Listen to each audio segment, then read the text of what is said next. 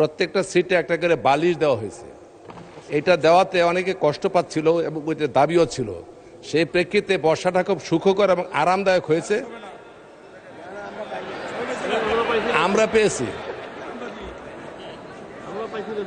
আমরা পেয়েছি মানুষ প্রশ্ন করেন, বললাম মন্ত্রী প্রশ্ন করেন।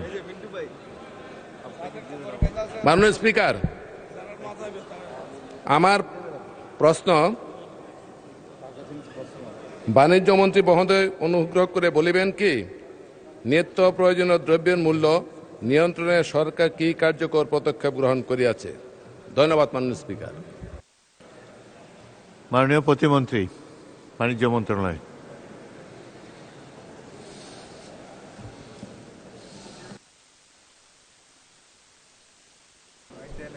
মাননীয় স্পিকার, আপনাকে ধন্যবাদ।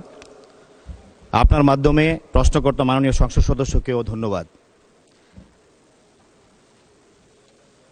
দেশে নিত্য প্রয়োজনীয় পণ্যের মূল্য সহনীয় পর্যায়ে রাখা এবং ভোক্তাদের স্বার্থ সংরক্ষণের লক্ষ্যে সরকার বিভিন্ন কার্যকর পদক্ষেপ গ্রহণ করেছে। গৃহীত পদক্ষেপসমূহ নিম্নরূপ: নিত্য প্রয়োজনীয় পণ্যের উৎপাদন, আমদানি, মজুদ, সরবরাহ ও মূল্য পরিস্থিতি নিয়মিত পর্যবেক্ষণ করা হচ্ছে এবং এই বিষয়ে সংশ্লিষ্ট মন্ত্রণালয়, বিভাগ, সংস্থা, ব্যবসায়ী প্রতিনিধিদের সঙ্গে নিয়মিত পর্যালোচনা সভা অনুষ্ঠিত হচ্ছে। ভোজ্য তেল, চিনি, ডাল, পেঁয়াজ, আটা, চাল সহ গুরুত্বপূর্ণ পণ্যের পর্যাপ্ত সরবরাহ নিশ্চিত করতে প্রয়োজনীয় নিয়ম অনুযায়ী আমদানি সহজীকরণ এবং প্রয়োজনীয় ক্ষেত্রে শুল্ক ও কর হার যৌক্তিকীকরণের এবং বিকল্প আমদানি অনুসন্ধানের কার্যক্রম গ্রহণ করা হয়েছে।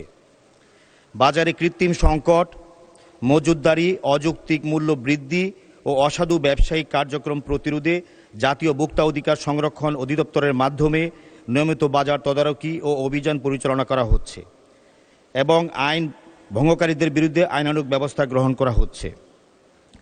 নিম্ন ও নিম্ন মধ্য আয়ের জনগোষ্ঠীর জন্য টিসিবির মাধ্যমে সাশ্রয়ী মূল্যে নিত্য প্রয়োজনীয় পণ্য বিক্রয় কার্যক্রম অব্যাহত রাখা হয়েছে।